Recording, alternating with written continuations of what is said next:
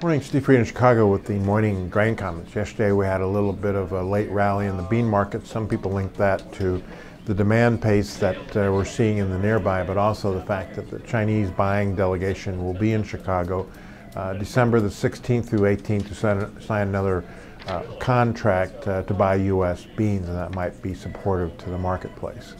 Overnight, we're seeing a pretty big correction of things around the globe. First of all, the big news is in their annual economic meeting, the Chinese were suggesting that maybe they should lower their forecast of growth from 7.5% to 7%. Chinese stocks are sharply lower because of that.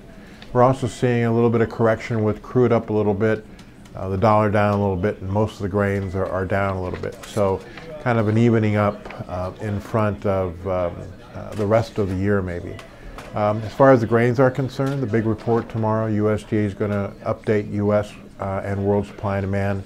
Most people think that they'll lower the bean carryout a little bit due to higher demand and keep the wheat and corn carryout unchanged, and maybe wait for the January 12th report, which has a lot more data. It's got the final crop size for the U.S., another month's worth of demand, it has D1 stocks.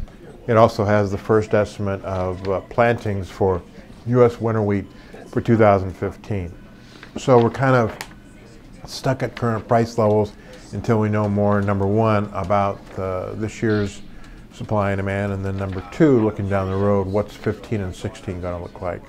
South American weather's good, U.S. weather's good, the Russian weather's starting to improve a little bit, and overall, traders still think long-term bean prices are high if weather is good in 2015, and that if world corn and wheat plantings are lower than this past year, that might offer some support to those prices.